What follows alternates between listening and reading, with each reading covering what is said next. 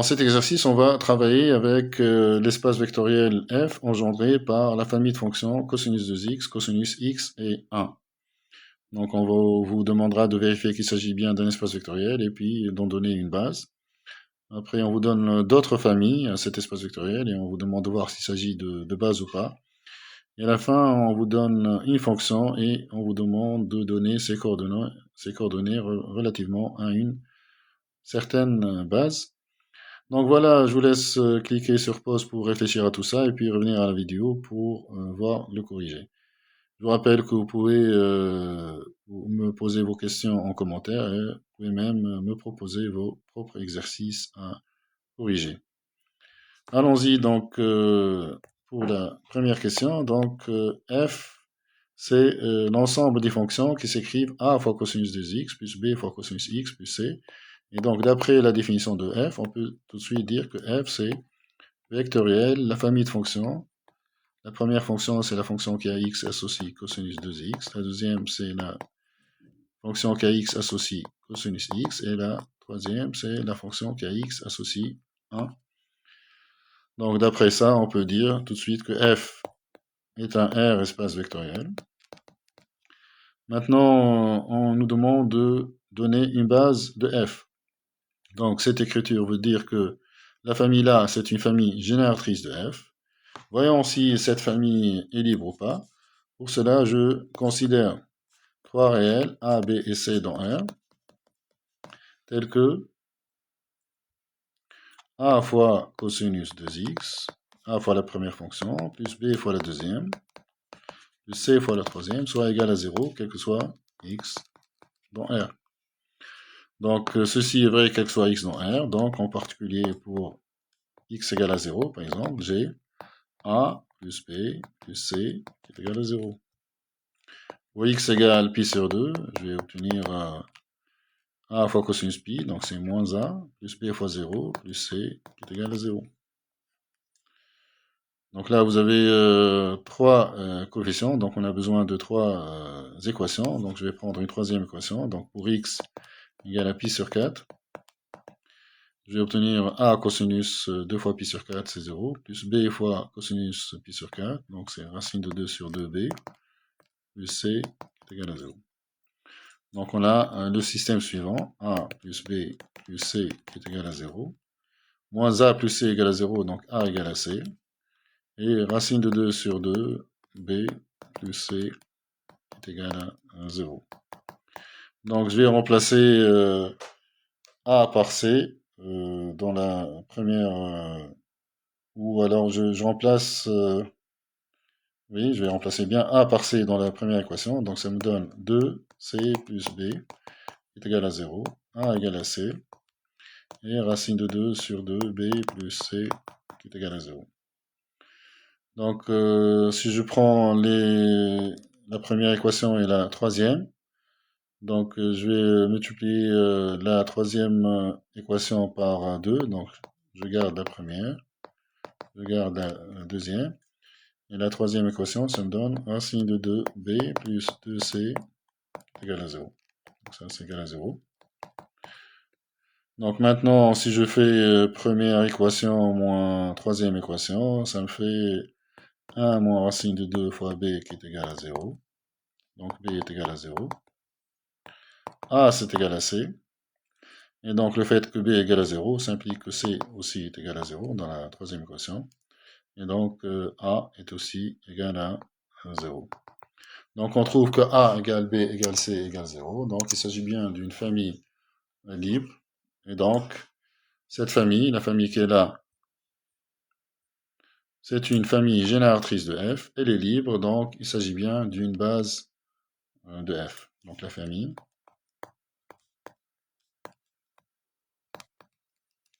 Je vais appeler B cette famille pour ne pas avoir à la réécrire. Donc je vais dire que la famille B est une base, et donc une base de f.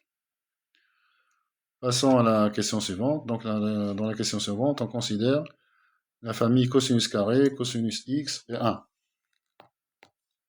Donc je vais appeler C cette famille, la famille cosinus carré x, cosinus x.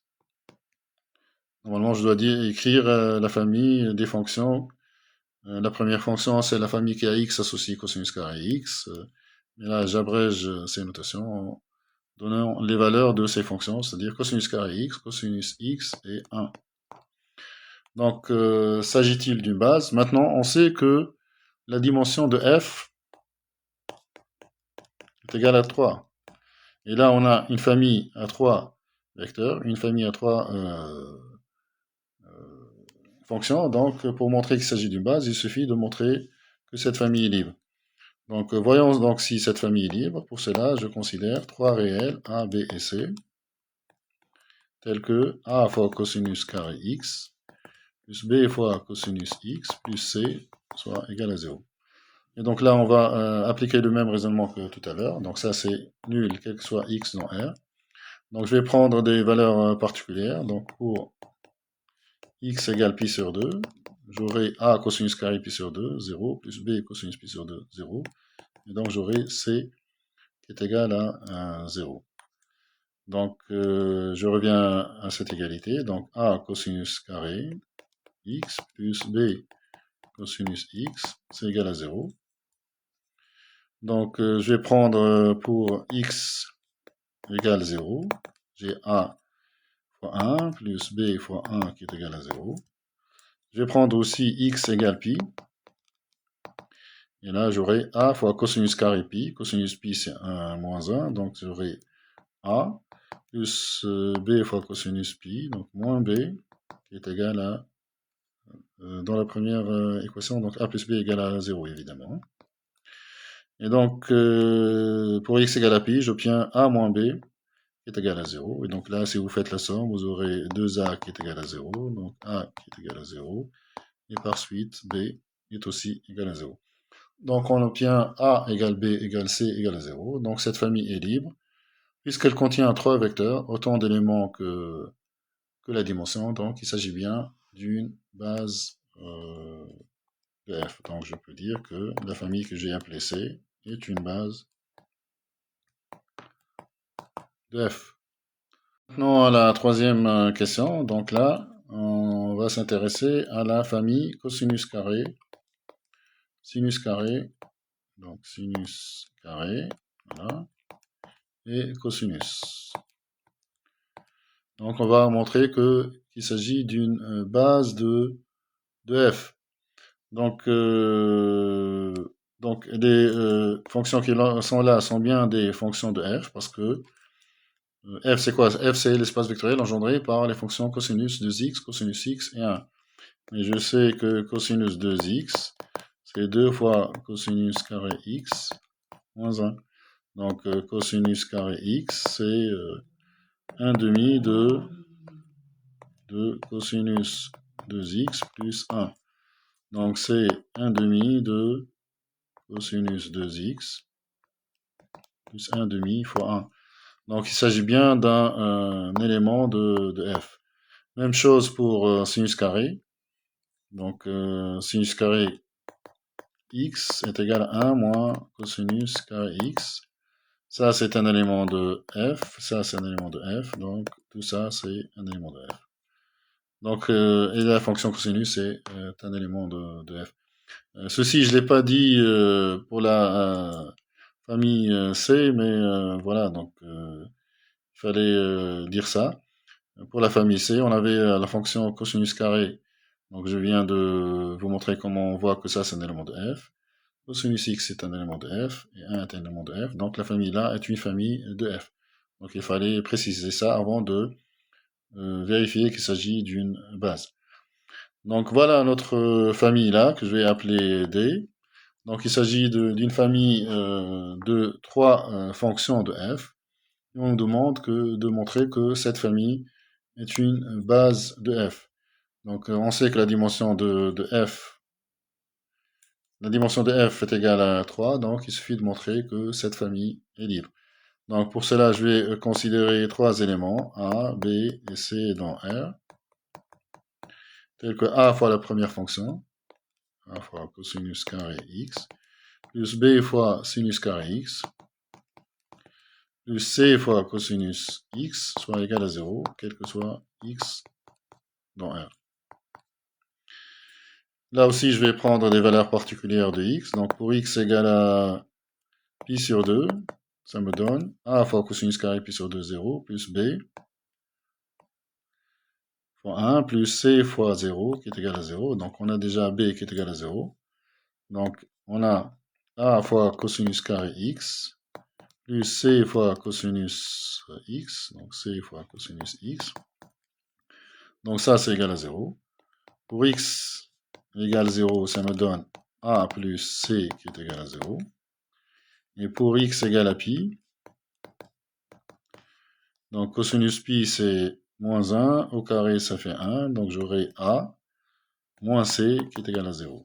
Ces deux choses me donnent, ces deux égalités me donnent le fait que a égale c égale à 0. Donc voilà, on obtient a égale b égale à c égale à 0. Donc la famille qui est là, la famille qu'on a appelée D, oui, donc la famille D est libre, puisque la dimension de f est égale à 3, donc je peux dire que la famille D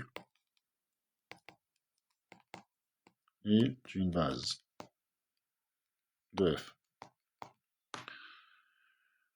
Voilà donc pour la troisième question. Pour la quatrième question, donc là on vous demande de donner les coordonnées de la fonction f définie par f de x égale 1 plus cosinus x plus cosinus carré x. Donc on vous demande de donner les coordonnées de f dans ces bases, toutes les bases qu'on a étudiées. Donc la première base, la base b, c'est la base des fonctions cosinus de x, cosinus x et 1.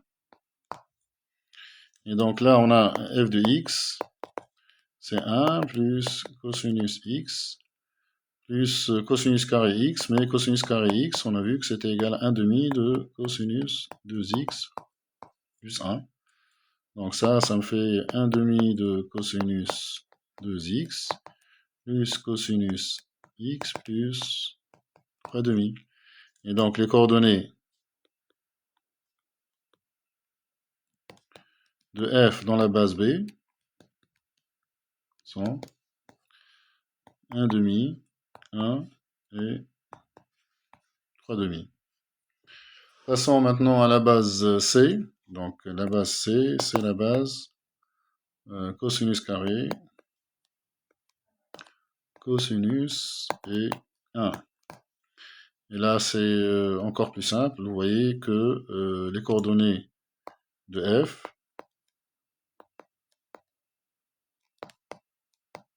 dans C sont tout simplement f de x c'est 1 plus cosinus x plus cosinus carré x. Donc les coordonnées sont 1, 1 et 1. Voilà donc pour cette base-là. Maintenant la dernière base, donc la base D, c'est la base cosinus carré, sinus carré et cosinus. Voilà. Et donc revenons à f, donc f de x c'est 1 plus cosinus x plus cosinus carré x. Donc je sais que, donc là je vais essayer d'exprimer ça en fonction de cosinus carré x, sinus carré x et cosinus x. Donc là ce qui gêne c'est le 1. Donc je vais dire que le 1 je peux écrire cosinus carré x plus sinus carré x. Donc ça c'est égal à 1 plus cosinus x plus cosinus carré x. Donc ça me fait 2 fois cosinus carré x plus sinus carré x plus cosinus x. Et donc là, les coordonnées de f sont dans cette base-là, donc dans la base D, je vais dire dans la base D, dans D, sont évidemment donc 2, ensuite 1 et 1. Voilà donc pour cet exercice. J'espère que tout cela vous sera utile. N'oubliez pas, s'il vous plaît, de liker cette vidéo et de vous abonner à notre chaîne. À bientôt.